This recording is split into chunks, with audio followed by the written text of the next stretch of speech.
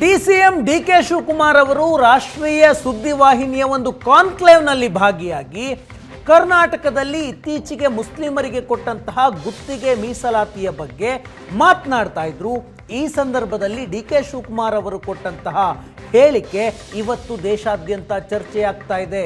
ಮುಸ್ಲಿಮರ ಮೀಸಲಾತಿಗಾಗಿ ಸಂವಿಧಾನವನ್ನ ಬದಲಾವಣೆ ಮಾಡ್ತೀವಿ ಅನ್ನುವಂತಹ ಡಿಕೆ ಶಿವಕುಮಾರ್ ಹೇಳಿಕೆ ದೇಶಾದ್ಯಂತ ಚರ್ಚೆಗೆ ಕಾರಣ ಆಗಿದೆ. ಇತ್ತೀಚೆಗಷ್ಟೇ ರಾಜ್ಯ ಸರ್ಕಾರ ಗುತ್ತಿಗೆಯಲ್ಲಿ 4% ಮೀಸಲಾತಿಯನ್ನ ಮುಸ್ಲಿಮರಿಗೆ ನೀಡಿತ್ತು. ಇದಾದ ನಂತರ ವಿವಾದ ಹೆಚ್ಚಾಗ್ತಾ ಇತ್ತು. ಬಿಜೆಪಿ ವಿರೋಧ ಮಾಡ್ತಾ ಇದೆ ಈ ನಿರ್ಧಾರವನ್ನ.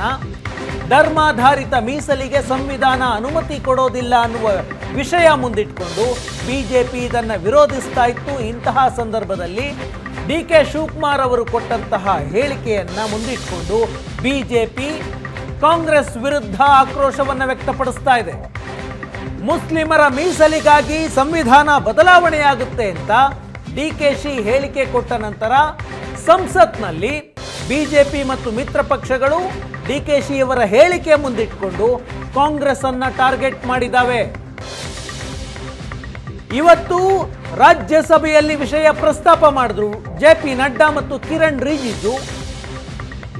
ಮಲ್ಲಿಕಾರ್ಜುನ ಖರ್ಗೆ ಅವರು ಈ ವಿಷಯವಾಗಿ ಸ್ಪಷ್ಟನೆಯನ್ನ ಕೊಡಬೇಕು ಅಂತ ಆಗ್ರಹವನ್ನು ವ್ಯಕ್ತಪಡಿಸಿದ್ರು. ಅಂಬೇಡ್ಕರ್ ಅವರ ಸಂವಿಧಾನಕ್ಕೆ ವಿರುದ್ಧವಾಗಿ ಕಾಂಗ್ರೆಸ್ನ ಪ್ರಮುಖ ನಾಯಕ, ಅದರಲ್ಲೂ ಕರ್ನಾಟಕದಲ್ಲಿ ಸಾಂವಿಧಾನಿಕ ಹುದ್ದೆಯನ್ನು ಹೊಂದಿರುವಂತಹ ವ್ಯಕ್ತಿ, ಯಾವುದೋ ಸಾಮಾನ್ಯ ವ್ಯಕ್ತಿ ಇಂತಹ ಮಾತು ಹೇಳಿಲ್ಲ. ಜವಾಬ್ದಾರಿಯುತ ಸ್ಥಾನದಲ್ಲಿರುವಂತಹ ವ್ಯಕ್ತಿ, ಕರ್ನಾಟಕ ಪ್ರದೇಶ ಕಾಂಗ್ರೆಸ್ನ ಅಧ್ಯಕ್ಷರು ಈ ರೀತಿಯಾಗಿ ಸಂವಿಧಾನ ಬದಲಾವಣೆಯ ಮಾತಾಡಿದ್ದಾರೆ. ಅಂಬೇಡ್ಕರ್ ಅವರ ಉದ್ದೇಶ ಏನಿತ್ತು, ಅಂಬೇಡ್ಕರ್ ಅವರ ಸಂವಿಧಾನದಕ್ಕೆ ವಿರುದ್ಧವಾಗಿ ಡಿಕೆ ಶಿವಕುಮಾರ್ ಮಾತಾಡ್ತಾ ಇದ್ದಾರೆ. ಹಾಗಾಗಿ ಉತ್ತರ ಕೊಡಬೇಕು ಮಲ್ಲಿಕಾರ್ಜುನ ಖರ್ಗೆ ಅಂತ ಆಗ್ರಹಿಸಿದ್ರು. ಆನಂತರ ಖರ್ಗೆ ಅವರು ಕೂಡ ಮಾತನಾಡಿದ್ರು. ಹಾಗಿದ್ರೆ ನಿಜವಾಗ್ಲೂ ಡಿಕೆ ಶಿವಕುಮಾರ್ ಅವರು ಹೇಳಿದ್ದೇನು? ಅವರಿಗೆ ಒಂದು ಪ್ರಶ್ನೆಯನ್ನು ಕೇಳಲಾಯಿತು. ಧರ್ಮಾಧಾರಿತ ಮೀಸಲಿಗೆ ಸಂವಿಧಾನ ಅನುಮತಿ ಕೊಡೋದಿಲ್ಲ, ನೀವು ಹೇಗೆ ಮುಸ್ಲಿಮರಿಗೆ ಗುತ್ತಿಗೆಯಲ್ಲಿ ಮೀಸಲಾತಿಯನ್ನು ಕೊಟ್ರಿ ಅನ್ನುವಂತಹ ಪ್ರಶ್ನೆಯನ್ನು ಕೇಳಲಾಯಿತು. ಅದಕ್ಕೆ ಡಿಕೆ ಶಿವಕುಮಾರ್ ಅವರು ಉತ್ತರ ಕೊಡ್ತಾರೆ, ಧರ್ಮಾಧಾರಿತ ಮೀಸಲಾತಿಗೆ ಸಂವಿಧಾನ ಅನುಮತಿ ಕೊಡೋದಿಲ್ಲ ಅನ್ನೋದನ್ನು ನಾನು ಒಪ್ಕೊಳ್ತೇನೆ ಅಂತ ಡಿಕೆ ಶಿವಕುಮಾರ್ ಹೇಳ್ತಾರೆ. ಅದರ ನಂತರ ಮುಂದುವರಿಸ್ತಾರೆ, ನಾವು ಶುರು ಮಾಡಿದ್ದೇವೆ, ಅಂದರೆ ಮೀಸಲಾತಿ ಕೊಡುವುದನ್ನು ನಾವು ಶುರು ಮಾಡಿದ್ದೇವೆ, ನನಗೆ ಗೊತ್ತು ಎಲ್ಲರೂ ಕೋರ್ಟ್ಗೆ ಹೋಗ್ತಾರೆ, ಕಾದ್ ನೋಡೋಣ ಕೋರ್ಟ್ಗಳ ಆದೇಶ ಏನು ಬರುತ್ತೆ ಅಂತ, ಒಳ್ಳೆಯ ದಿನಕ್ಕಾಗಿ ಕಾಯೋಣ, ಒಳ್ಳೆಯ ದಿನ ಬರುತ್ತೆ. ಇಷ್ಟುವರೆಗೆ ಡಿ ಕೆ ಶಿವಕುಮಾರ್ ಮಾತನಾಡಿದ್ರು, ಏನೂ ವಿವಾದ ಇರಲಿಲ್ಲ. ಇದರ ನಂತರ ಬಂದಂತಹ ಸೆಂಟೆನ್ಸ್ ಇವತ್ತು ದೇಶಾದ್ಯಂತ ಚರ್ಚೆಗೆ ಕಾರಣ ಆಗಿದೆ. ಡಿ ಕೆ ಶಿವಕುಮಾರ್ ಹೇಳ್ತಾರೆ ಆ ಇಂಟರ್ವ್ಯೂನಲ್ಲಿ, ಹಲವು ಬದಲಾವಣೆಗಳಿವೆ, ಸಂವಿಧಾನ ಬದಲಾವಣೆಯಾಗಲಿದೆ. ಅಂದರೆ ಡಿ ಕೆ ಶಿವಕುಮಾರ್ ಹೇಳಿದ್ದು ಸಂವಿಧಾನದಲ್ಲಿ ಈಗಾಗಲೇ ಹಲವು ಬದಲಾವಣೆಗಳಾಗಿದ್ದಾವೆ, ಮುಂದೆಯೂ ಬದಲಾವಣೆಯಾಗುತ್ತೆ ಅನ್ನುವ ಮಾತನ್ನು ಡಿ ಕೆ ಶಿವಕುಮಾರ್ ಹೇಳಿದ್ರು. ಕೋರ್ಟ್ಗಳಿಂದಲೂ ಕೂಡ ಸಂವಿಧಾನ ಬದಲಿಸುವಂತಹ ಆದೇಶಗಳು ಇವೆ. ಡಿ ಕೆ ಶಿವಕುಮಾರ್ ಹೇಳಿದಂತಹ ಮಾತು. ಡಿ ಕೆ ಶಿವಕುಮಾರ್ ಸಂವಿಧಾನ ತಿದ್ದುಪಡಿ ಅಂತ ಹೇಳಲಿಲ್ಲ, ಸಂವಿಧಾನ ಬದಲಿಸುವಂತಹ ರೀತಿಯ ಹೇಳಿಕೆಯನ್ನು ಕೊಟ್ಟರು. ಹಾಗಾಗಿ ಅವರ ಹೇಳಿಕೆ ಇವತ್ತು ದೊಡ್ಡ ಮಟ್ಟದಲ್ಲಿ ಚರ್ಚೆಗೆ ಕಾರಣ ಆಗ್ತಾ ಇದೆ. ಈ ಹಿಂದೆ 2018ರಲ್ಲಿ ಅನಂತಕುಮಾರ್ ಹೆಗಡೆ ಕೂಡ ಇದೇ ರೀತಿಯಾದಂತಹ ಹೇಳಿಕೆಯನ್ನು ಕೊಟ್ಟಿದ್ದರು, ನಾವು ಬಂದಿರೋದೇ ಸಂವಿಧಾನವನ್ನು ಬದಲಾಯಿಸೋದಕ್ಕೋಸ್ಕರ ಅಂತ. ಅದು ದೊಡ್ಡ ಮಟ್ಟದಲ್ಲಿ ವಿವಾದ ಆಯಿತು. ಕೊನೆಗೆ ಲೋಕಸಭೆಯಲ್ಲಿ ನಿಂತು ಅನಂತಕುಮಾರ್ ಹೆಗಡೆ ವಿಷಾದವನ್ನು ವ್ಯಕ್ತಪಡಿಸಿದ್ರು. ನಾನು ಕೊಟ್ಟಂತಹ ಹೇಳಿಕೆ ಸಂವಿಧಾನ ಬದಲಾವಣೆ ಮಾಡ್ತೀವಿ ಅಂತ ಅಲ್ಲ, ಸಂವಿಧಾನದ ತಿದ್ದುಪಡಿಗೋಸ್ಕರ ತಿದ್ದುಪಡಿ ಆಗುತ್ತೆ ಅನ್ನುವ ರೀತಿಯಲ್ಲಿ ನಾನು ಹೇಳಿದ್ದೆ ಅಂತ ಸ್ಪಷ್ಟನೆ ಕೊಟ್ಟರು. ಅಷ್ಟೆಲ್ಲ ಸ್ಪಷ್ಟನೆ ಆದ ನಂತರವೂ ಅನಂತಕುಮಾರ್ ಹೆಗಡೆಯವರ ವಿರುದ್ಧ ಆಕ್ರೋಶ ನಿಲ್ಲಲಿಲ್ಲ. ಅದಾದ ನಂತರ 2019 ಚುನಾವಣೆಯಲ್ಲಿ ಅವರಿಗೆ ಟಿಕೆಟ್ ಕೊಡಲಾಯಿತು, ಗೆದ್ದರು. ಆದರೆ ಕೇಂದ್ರದಲ್ಲಿ ಸಚಿವ ಸ್ಥಾನವನ್ನು ಕೊಡಲಾಗಲಿಲ್ಲ, ಬಿಕಾಸ್ ಆಫ್ ಆ ಸ್ಟೇಟ್ಮೆಂಟ್ನ ಕಾರಣಕ್ಕಾಗಿ. ಅಷ್ಟು ಸಂವಿಧಾನ ಬದಲಾವಣೆ ಮಾಡ್ತೀವಿ ಅಂದರೆ ಈ ದೇಶದಲ್ಲಿ ಅದರ ಆಫ್ಟರ್ ಎಫೆಕ್ಟ್ಸ್ ಏನಿರುತ್ತೆ ಅನ್ನುವುದಕ್ಕೆ ಅನಂತಕುಮಾರ್ ಹೆಗಡೆ ಕೊಟ್ಟಂತಹ ಉದಾಹರಣೆ. ಈಗ ಡಿ ಕೆ ಶಿವಕುಮಾರ್ ಕೊಟ್ಟಂಥ ಈ ಹೇಳಿಕೆಯನ್ನು ಮುಂದಿಟ್ಕೊಂಡು ಬಿಜೆಪಿ ಇವತ್ತು ದೇಶದ ಗಮನವನ್ನು ಸೆಳೆಯುವಂತಹ ಪ್ರಯತ್ನ ಮಾಡ್ತಾ ಇದೆ. ಯಾವ ವಿಷಯವನ್ನು ಮುಂದಿಟ್ಕೊಂಡು ಕಾಂಗ್ರೆಸ್ ಬಿಜೆಪಿಯನ್ನು ಕಾರ್ನರ್ ಮಾಡುವಂತಹ ಪ್ರಯತ್ನವನ್ನು ಮಾಡಿತ್ತೋ, ಈಗ ಅದೇ ವಿಷಯವನ್ನು ಮುಂದಿಟ್ಕೊಂಡು ಬಿಜೆಪಿ ಕಾಂಗ್ರೆಸ್ಸನ್ನು ಹಣಿಯುವಂತಹ ಪ್ರಯತ್ನವನ್ನು ಮಾಡ್ತಾ ಇದೆ. ಇವತ್ತು JP ನಡ್ಡಾ ವಿಷಯ ಪ್ರಸ್ತಾಪ ಮಾಡಿದ್ರು, ಕಿರಣ್ ರಿಜಿಜು ವಿಷಯ ಪ್ರಸ್ತಾಪ ಮಾಡಿದ್ರು. ಅದಾದ ನಂತರ ಮಲ್ಲಿಕಾರ್ಜುನ ಖರ್ಗೆ ಯಾರು ಹೇಳಿದ್ದಾರೆ ಸಂವಿಧಾನವನ್ನು ಬದಲಾವಣೆ ಮಾಡೋದಕ್ಕೆ ಸಾಧ್ಯನೇ ಇಲ್ಲ ಅಂತ, ಯಾರೊಬ್ಬರೂ ಕೂಡ DK ಶಿವಕುಮಾರ್ ಅವರ ಹೇಳಿಕೆಯನ್ನು ಸಮರ್ಥನೆ ಮಾಡಿಕೊಂಡಿಲ್ಲ. ಇದುವರೆಗೂ ಕಾಂಗ್ರೆಸ್ ಮಾಡ್ಕೊಳ್ಳೋದು ಇಲ್ಲ. ಆದರೆ ನಾವೇ ಸಂವಿಧಾನದ ರಕ್ಷಕರು ಅಂತ ಕಾಂಗ್ರೆಸ್ನವರು ಹೇಳ್ತಿದ್ದಾರೆ. ಸಂಸತ್ತಲ್ಲಿ ಏನಾಯಿತು, ರಾಜ್ಯಸಭೆಯಲ್ಲಿ ನೋಡ್ಕೊಂಡು ಬನ್ನಿ. संविधान में डॉक्टर बाबा साहब अंबेडकर ने स्पष्ट लिखा है और कहा है कि रिजर्वेशन धर्म के आधार पर नहीं होगा. Reservation will not be done on the basis of religion. This is an accepted principle of the constitution of India. लेकिन साउथ में कांग्रेस की सरकार में रिजर्वेशन कॉन्ट्रैक्ट में 4% का रिजर्वेशन का पारित किया जाता है. कॉन्ट्रैक्ट में ऑनरेबल चेयरमैन सर, मैं रिकॉर्ड पे कहना चाहता हूं, उन्हीं के कांग्रेस पार्टी के सिटिंग डिप्टी चीफ मिनिस्टर और उनके स्टेट के कांग्रेस प्रेसिडेंट ऑफिशियली कहा है, और आपके कहने पर मैं इसको ऑथेंटिकेट भी कर सकता हूं. और ये मुस्लिम लीग का पॉलिसी 28 अगस्त 1947 में मुस्लिम लीग ने जब रिजर्वेशन पॉलिसी को संविधान सभा में लेके आए थे, तब सरदार पटेल ने रिजेक्ट किया था. आज कांग्रेस फिर मुस्लिम रिजर्वेशन के बाद उठा करके बाबा साहब का संविधान का इज्जत को इन्होंने मिट्टी में मिलाने का काम कर रहे हैं. हमने ये कहा भारत देश के संविधान को बचाने वाले हम लोग हैं. और मैं यही कहूंगा, कौन सा वो आदमी जिनको कहा देश का संविधान बदलने वाले हैं. देश का संविधान जो डॉक्टर बाबा साहब अंबेडकर ने बनाया वो कोई बदल नहीं सकता. रिजर्वेशन भी कोई खत्म नहीं कर सकता. और उसकी रक्षा के लिए हम कन्याकुमारी से कश्मीर तक हमने पूरा भारत जोड़ो यात्रा की. ये भारत तोड़ो करने वाले ये सब रिजर्वेशन के धज्जे उठाने वाले लोग अधिकार नहीं है, उसको पता नहीं है. DK ಶಿವಕುಮಾರ್ ಅವರು ಕೊಟ್ಟಂತಹ ಹೇಳಿಕೆಗೆ ರಾಜ್ಯಸಭೆಯಲ್ಲಿ ಮಲ್ಲಿಕಾರ್ಜುನ ಖರ್ಗೆ ಅವರು ಸ್ಪಷ್ಟನೆ ಕೊಡುವಂತಹ ಸ್ಥಿತಿ ಬಂತು. ನಾವು ಭಾರತ್ ಜೋಡೋ ಯಾತ್ರೆ ಮಾಡಿದ್ದೀವಿ, ಸಂವಿಧಾನವನ್ನು ಉಳಿಸೋದಕ್ಕೋಸ್ಕರ ಸಂವಿಧಾನವನ್ನು ನಾವು ಬದಲಾವಣೆ ಮಾಡೋದಿಲ್ಲ, ಯಾರ ಕೈಲೂ ಆಗೋದಿಲ್ಲ ಅಂತ ಮಲ್ಲಿಕಾರ್ಜುನ ಖರ್ಗೆ ಅವರು ಸ್ಪಷ್ಟತೆಯನ್ನು ಕೊಟ್ಟರು. ಈಗ DK ಶಿವಕುಮಾರ್ ಅವರು ಕೊಟ್ಟಂತಹ ಹೇಳಿಕೆ ಯಾವಾಗ ವಿವಾದಕ್ಕೆ ಕಾರಣವಾಯಿತೋ DK ಶಿವಕುಮಾರ್ ಅವರೇ ಸ್ಪಷ್ಟನೆ ಕೊಡುವಂತಹ ಪ್ರಯತ್ನವನ್ನು ಮಾಡಿದ್ರು. DK ಶಿವಕುಮಾರ್ ಹೇಳ್ತಾರೆ, ನನ್ನ ಹೇಳಿಕೆಯನ್ನು ಬಿಜೆಪಿಯವರು ತಿರುಚಿದ್ದಾರೆ. JP ನಡ್ಡಾ ಇವತ್ತು ವಿಷಯ ಪ್ರಸ್ತಾಪ ಮಾಡಿದ್ದಾರೆ, ಅವರ ವಿರುದ್ಧ ಹಕ್ಕುಚ್ಯುತಿ ಮಂಡಿಸ್ತೀನಿ, ಬಿಜೆಪಿಯವರು ಸುಳ್ಳು ಹೇಳ್ತಿದ್ದಾರೆ ಅಂತ DK ಶಿವಕುಮಾರ್ ಕ್ಲಾರಿಫಿಕೇಶನ್ ಕೊಟ್ಟಿದ್ದಾರೆ. ಕೇಳಿ. ನಾನು ಬಿಜೆಪಿ ಏನು ಮಾತಾಡಿದ್ದಾರೆ, ಏನು ಪ್ರಸ್ತಾವನೆ ಮಾಡ್ತಾರೆ ಅದು ಅಪ್ಪಟ ಸುಳ್ಳು. ನಾನು ಹೇಳಿದ್ದೇನೆ, ನಾವು ಇಂಥ ಅನೇಕ ಸಂದರ್ಭದಲ್ಲಿ ಕೋರ್ಟ್ಗಳಲ್ಲಿದೆ, ಕೋರ್ಟ್ಗಳಲ್ಲಿ ಚರ್ಚೆ ಆಗ್ತದೆ, ಇವೆಲ್ಲ ಕೋರ್ಟ್ಗೆ ಹೋಗ್ತದೆ. ಕೋರ್ಟ್ಗಳಲ್ಲಿ ಆಗ್ಬೇಕಾದ್ರೆ ಬೇಕಾದಷ್ಟು ಸಂವಿಧಾನಗಳ ತಿದ್ದುಪಡಿಗಳಾಗಿದೆ ಅಂತ ನಾನು ಜನರಲ್ ಪಾಸ್ ಮಾಡಿದ್ದೇನೆ ಹೊರತು ನಾನು ಇದು ರಾಜಕೀಯವಾಗಿ ಅದನ್ನು ಉಪಯೋಗಿಸ್ಕೊಳ್ತಾರೆ. ಅವ್ರಿಗೇನು ಇಲ್ಲ, ಅವ್ರಿಗೆ ರಾಜಕೀಯ they have failed in their budget. Central government has failed in their budget. They could not give A good budget, they gave A political budget. That's all. ಖಂಡಿತ ಕಾನೂನು.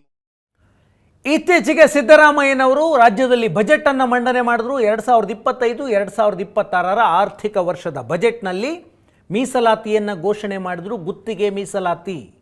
ಈ ಮೊದಲು SC/STಗಳಿಗೆ ಗುತ್ತಿಗೆ ಮೀಸಲಾತಿ ಇತ್ತು, ಹಿಂದುಳಿದ ವರ್ಗದ ಬೇರೆ ಬೇರೆ ಜಾತಿಗಳಿಗಿತ್ತು.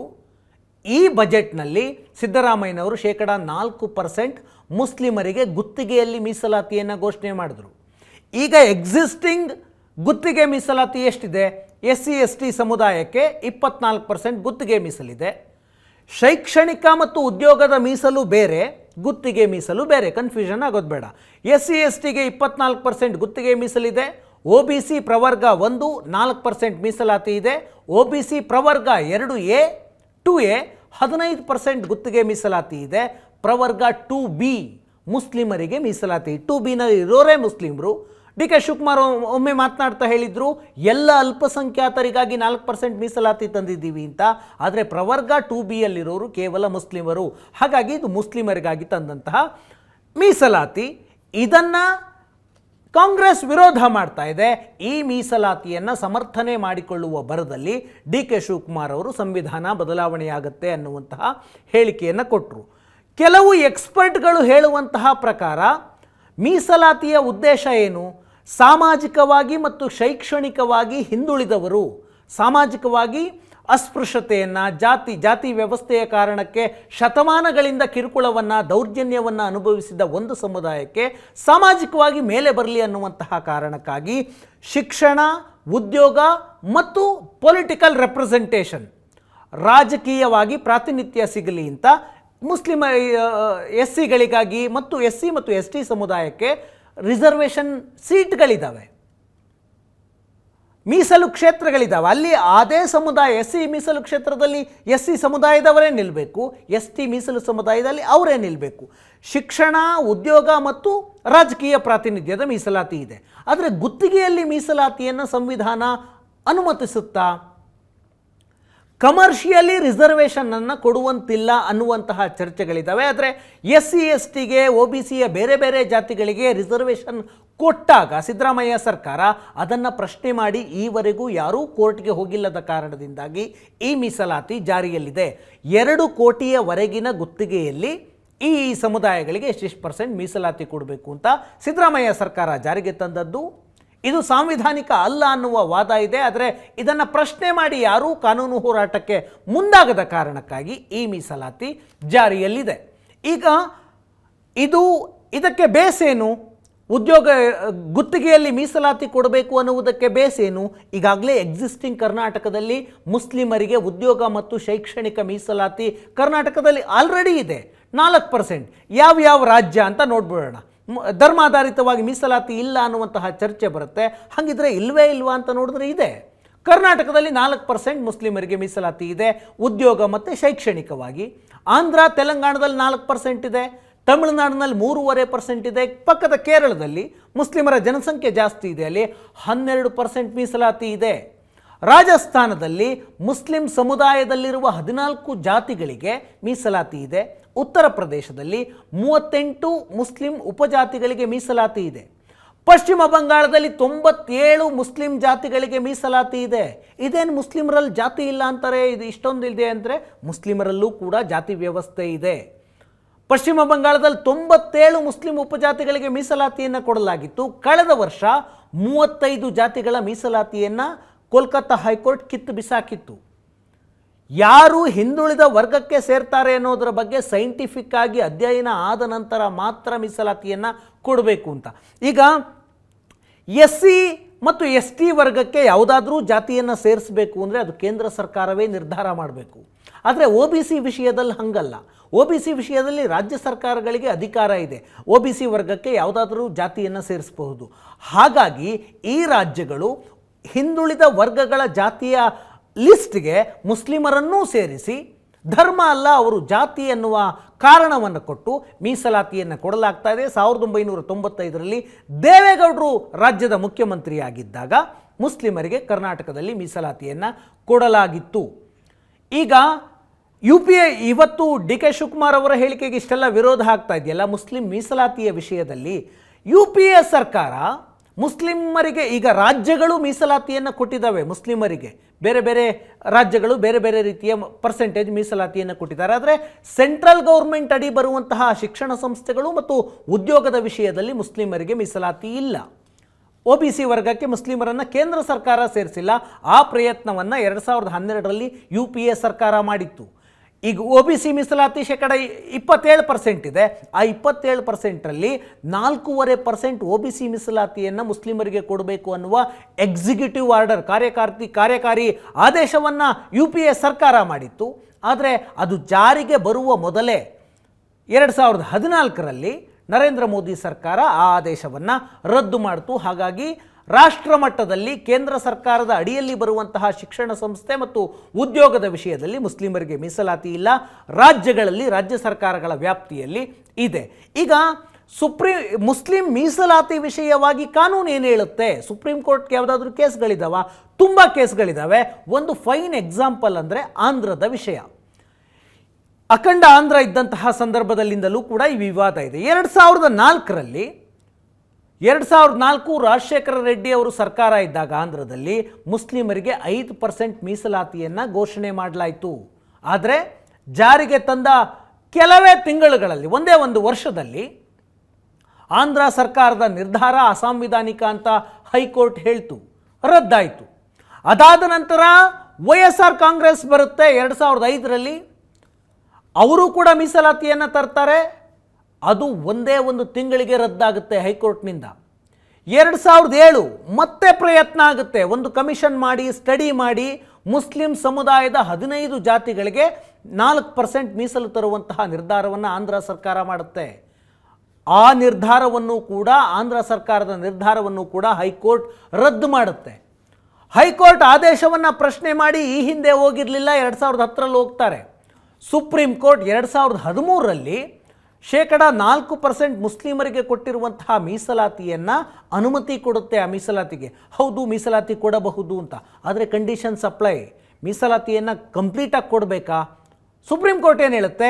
ಈ 4% ಮೀಸಲಾತಿ ಮುಸ್ಲಿಮರಿಗೆ ಕೊಡಬೇಕಾ ಅನ್ನೋದನ್ನು ಸಾಂವಿಧಾನಿಕ ಪೀಠ ನಿರ್ಧಾರ ಮಾಡಲಿ, ಅಲ್ಲಿಯವರೆಗೂ ಮುಸ್ಲಿಮರಿಗೆ ಮೀಸಲಾತಿ ಕೊಡಲಿ ಅಂತ ಹೇಳಿದೆ. ಇದುವರೆಗೂ ಸಾಂವಿಧಾನಿಕ ಪೀಠದಲ್ಲಿ ಈ ಅರ್ಜಿ ಇತ್ಯರ್ಥ ಆಗಿಲ್ಲ. ಆ ಕಾರಣದಿಂದಾಗಿ ಆಂಧ್ರದಲ್ಲಿ ಕೊಟ್ಟಿರುವಂತಹ 4% ಮೀಸಲಾತಿ ಮುಂದುವರಿತಾ ಇದೆ. ಹಾಗೆ ಬೇರೆ ಬೇರೆ ರಾಜ್ಯಗಳಲ್ಲಿ ಕೊಟ್ಟಿರುವ ಮೀಸಲಾತಿಯೂ ಕೂಡ ಮುಂದುವರಿತಾ ಇದೆ. ಯಾವಾಗ ಸುಪ್ರೀಂ ಕೋರ್ಟ್ನ ಸಾಂವಿಧಾನಿಕ ಪೀಠ ಇದರ ಬಗ್ಗೆ ನಿರ್ಧಾರ ಮಾಡುತ್ತೆ, ಆಗ ಮುಸ್ಲಿಂ ಮೀಸಲಾತಿ ಕೊಡಬೇಕಾ ಬೇಡವಾ, ಧರ್ಮಾಧಾರಿತನ ಅಥವಾ ಅವರು ಹಿಂದುಳಿದ ವರ್ಗಗಳ ಜಾತಿಗಳಿಗೆ ಸೇರ್ತಾರಾ ಮುಸ್ಲಿಮರು ಅನ್ನೋದು ನಿರ್ಧಾರ ಆದಮೇಲೆ ಇದಕ್ಕೊಂದು ಇತ್ಯರ್ಥ ಆಗಬಹುದು ಈ ವಿಷಯ. ದೇಶದಲ್ಲಿ ಮೀಸಲಾತಿಯ ಬಗ್ಗೆ ಇಷ್ಟೆಲ್ಲ ಚರ್ಚೆ ಆಗ್ತಾ ಇದೆ. ಆದರೆ ಮೀಸಲಾತಿಯ ವ್ಯವಸ್ಥೆ ದೇಶದಲ್ಲಿ ಜಾರಿಗೆ ಬಂದದ್ದು ಹೇಗೆ? ಭಾರತದಲ್ಲಿ ಮೀಸಲಾತಿ ಇರೋದು ಧರ್ಮಾಧಾರಿತವಾಗಿಯೂ ಅಲ್ಲ, ಆರ್ಥಿಕ ಸ್ಥಿತಿಗತಿಯ ಆಧಾರದ ಮೇಲೂ ಅಲ್ಲ. ಭಾರತದಲ್ಲಿ ಮೀಸಲಾತಿ ಇರೋದು ಸಾಮಾಜಿಕ ಮತ್ತು ಶೈಕ್ಷಣಿಕವಾಗಿ ಯಾರು ಹಿಂದುಳಿದಿದ್ದಾರೆ ಅವರಿಗೆ ಮೀಸಲಾತಿ. ಶತಮಾನಗಳ ಕಾಲ ಮೇಲ್ಜಾತಿ ಕೆಳಜಾತಿ ಅನ್ನುವಂತಹ ಕಾರಣಕ್ಕಾಗಿ ದೌರ್ಜನ್ಯಕ್ಕೊಳಗಾದವರಿಗೆ, ಅಸ್ಪೃಶ್ಯತೆಯನ್ನು ಅನುಭವಿಸಿದವರಿಗೆ ಮಾತ್ರ ಮೀಸಲಾತಿ ಎನ್ನುವ ನಿರ್ಧಾರ ಆಗಿತ್ತು. ಪರಿಶಿಷ್ಟ ಜಾತಿ ಮತ್ತು ಪರಿಶಿಷ್ಟ ಪಂಗಡಗಳಿಗೆ ಮಾತ್ರ ಮೀಸಲಾತಿ ಇತ್ತು 1950ರಲ್ಲಿ ಸಂವಿಧಾನ ಜಾರಿಯಾದ ದಿನದಿಂದ. ಆದರೆ ಆನಂತರದಲ್ಲಿ ಚೇಂಜ್ ಆಯಿತು. ಸಂವಿಧಾನ ಜಾರಿಗೆ ಬಂದ ದಿನವೇ SC/STಗೆ ಮೀಸಲಾತಿ ಜಾರಿಯಾಗುತ್ತೆ. SC ವರ್ಗಕ್ಕೆ 15%, ST ವರ್ಗಕ್ಕೆ 7.5%. ಪರಿಶಿಷ್ಟ ಪಂಗಡ, ಪರಿಶಿಷ್ಟ ಜಾತಿ. ಆರಂಭದಲ್ಲಿ ಮೊದಲ 10 ವರ್ಷಗಳ ಕಾಲ ಮೀಸಲಾತಿ ಅಂತ ನಿಗದಿ ಮಾಡಲಾಗಿತ್ತು. ಪ್ರತಿ 10 ವರ್ಷ ಮೀಸಲಾತಿ ತೆಗೆದುಕೊಂಡಂತಹ ಸಮುದಾಯದ ಸ್ಥಿತಿ ಸಾಮಾಜಿಕವಾಗಿ ಸುಧಾರಣೆ ಆಗಿದೆಯಾ, ಶೈಕ್ಷಣಿಕವಾಗಿ ಸುಧಾರಣೆ ಆಗಿದೆಯಾ ಅನ್ನೋದು ಪರಿಶೀಲನೆ ಆಗಬೇಕು. ಅದು ಪರಿಶೀಲನೆಯಾಗಿ ಯಾವುದೋ ಒಂದು ಪರ್ಟಿಕ್ಯುಲರ್ ಜಾತಿಯ ಸಮುದಾಯದ ಸ್ಥಿತಿ ಸುಧಾರಣೆಯಾಗಿದ್ದರೆ ಅಂಥವರಿಗೆ ಮೀಸಲಾತಿಯ ಪ್ರಯೋಜನವನ್ನು ನೀಡಬಾರ್ದು ಅನ್ನುವಂತಹ ಉದ್ದೇಶ ಬಾಬಾ ಸಾಹೇಬ್ ಅಂಬೇಡ್ಕರ್ ಅವರದಾಗಿತ್ತು. ಆದರೆ ಮೀಸಲಾತಿ ತಂದಂತಹ ಉದ್ದೇಶ ಸಫಲ ಆಗಿಲ್ಲ ಅನ್ನುವಂತಹ ಕಾರಣಕ್ಕೆ 1950ರಲ್ಲಿ ಜಾರಿಗೆ ಬಂದಂತಹ ಮೀಸಲಾತಿ ಇದುವರೆಗೂ ಕೂಡ ಮುಂದುವರೆದುಕೊಂಡು ಬರ್ತಾ ಇದೆ. ಆರಂಭದಲ್ಲಿ SC ಮತ್ತು ST ವರ್ಗಕ್ಕಿದ್ದಂತಹ ಮೀಸಲಾತಿ 1970ರ ದಶಕದಲ್ಲಿ SC/ST ಜೊತೆಗೆ OBCಗಳಿಗೂ ಹಿಂದುಳಿದ ವರ್ಗಗಳ ಜಾತಿಗೂ ಕೂಡ ಮೀಸಲಾತಿ ಕೊಡಬೇಕು ಅನ್ನುವ ಒತ್ತಾಯ ಹಿಂದಿ ಬೆಲ್ಟ್ನ ರಾಜ್ಯಗಳಲ್ಲಿ ಶುರುವಾಗುತ್ತೆ. 1979ರಲ್ಲಿ ಮುರಾರ್ಜಿ ದೇಸಾಯಿ ಅವರು ಪ್ರೈಮ್ ಮಿನಿಸ್ಟರ್ ಆಗಿದ್ದಾಗ ಮಂಡಲ್ ಕಮಿಷನ್ ಅನ್ನು ನೇಮಕ ಮಾಡ್ತಾರೆ. ಆಗ 1980ರಲ್ಲಿ ಮಂಡಲ್ ಕಮಿಷನ್ ಒಂದು ರಿಪೋರ್ಟ್ ಕೊಡುತ್ತೆ. ಹೌದು, ಹಿಂದುಳಿದ ವರ್ಗಗಳಲ್ಲಿರುವಂತಹ ಜಾತಿಗಳು ಕೂಡ ಹಿಂದುಳಿದಿದ್ದಾವೆ ಸಾಮಾಜಿಕವಾಗಿ, ಅವರಿಗೆ 27% ಮೀಸಲಾತಿ ಕೊಡಿ ಅಂತ ವರದಿಯನ್ನು ಕೊಡ್ತಾರೆ. 1990ರಲ್ಲಿ ನ್ಯಾಷನಲ್ ಫ್ರಂಟ್ ಅನ್ನುವ ಹೆಸರಿನಲ್ಲಿ ಅಧಿಕಾರಕ್ಕೆ ಬಂದಿದ್ದ VP ಸಿಂಗ್ ಸರ್ಕಾರ, ಆ ಸರ್ಕಾರಕ್ಕೆ BJP ಹೊರಗಿನಿಂದ ಬೆಂಬಲ ಕೊಟ್ಟಿರುತ್ತೆ. ಅವರು ಮೀಸಲಾತಿಯನ್ನು OBC ವರ್ಗಕ್ಕೆ ಜಾರಿಗೆ ತರ್ತಾರೆ. ಅದಾದ ನಂತರ ಈ ಹಿಂದುಳಿದ ವರ್ಗಗಳ ಜಾತಿಗೆ ಮುಸ್ಲಿಮರನ್ನು ಕೂಡ ಹಲವು ರಾಜ್ಯಗಳಲ್ಲಿ ಸೇರಿಸಲಾಗಿದೆ. ಅದರ ಅರ್ಜಿ ಸುಪ್ರೀಂ ಕೋರ್ಟ್ನಲ್ಲಿ ಬಾಕಿ ಇದೆ. ಸಾಂವಿಧಾನಿಕ ಪೀಠ ಇತ್ಯರ್ಥ ಮಾಡಬೇಕಿದೆ. ಇದಿಷ್ಟು ಇವತ್ತಿನ ನ್ಯೂಸ್ 360.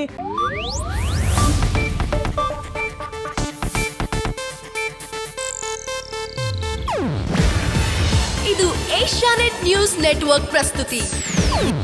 ನೀವು ನೋಡ್ತಿದ್ದೀರಾ ಏಷ್ಯಾನೆಟ್ ಸುವರ್ಣ ನ್ಯೂಸ್.